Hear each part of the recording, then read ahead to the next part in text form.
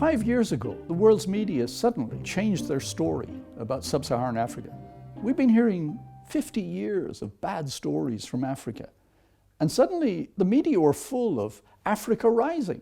They'd caught up with the fact that economists had been for 5 years talking about, actually there's a lot of growth going on. Stuff like that can be a flash in the pan. There are so many countries that have grown fast for a decade and then fallen back. When you look behind the growth rates, you look into the details, it's not a flash in the pan kind of thing. It's real stuff. It is across the board, across all sectors of the economy, and it's coming from all kinds of firms. Little entrepreneurial local firms, foreign firms coming in and doing very well, big local companies expanding their operations. It's very broadly based, both across the spectrum of companies and across the spectrum of sectors of the economy, with agriculture actually doing particularly well. The stakes are very high for these countries because they're on the right track, and the next decade will be crucial. And it's all about job creation. You've got a growing population, you need jobs. To create those jobs, you need increasing activity both by domestic firms and an incoming inflow of foreign companies.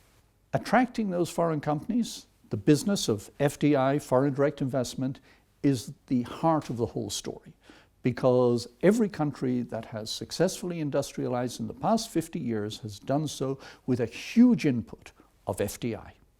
So how do you attract foreign direct investment? Well, there are two kinds of companies, those that have to come and those that have choices.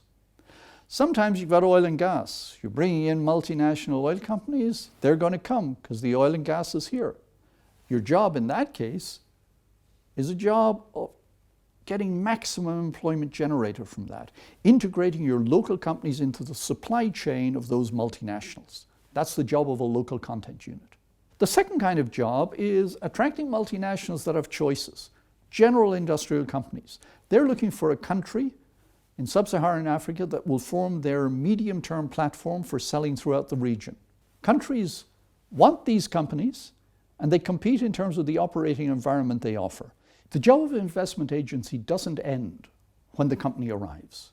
It's not just a matter of attracting firms. It's a matter of keeping them and encouraging them in a way that will cause them to expand and to increase their employment. If you look at the countries around the world that industrialized over the past 50 years, the common factor that you notice is this intense focus by government on the priority of industrializing to create jobs. The slogan is jobs, jobs, jobs.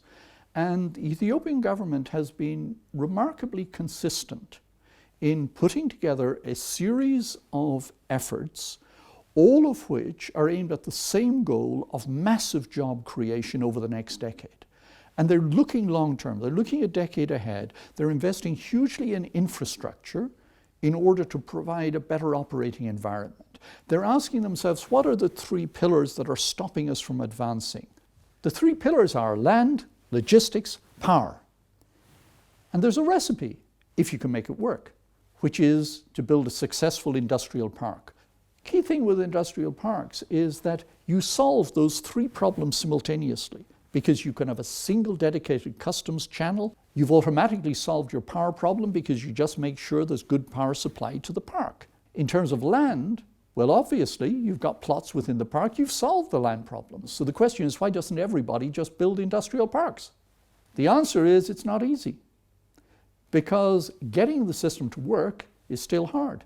Once you've got it in place, you've still got to work out a good, effective customs system. You've got to work out good relationship building arrangements with companies. There's a lot of work to be done. When it comes to incentives, it's really important to remember that the biggest thing is not investment subsidies or tax breaks. These are important. But even more important is the removal of unnecessary and inappropriate obstacles to job creation. And that needs to be at the top of the list in terms of priorities.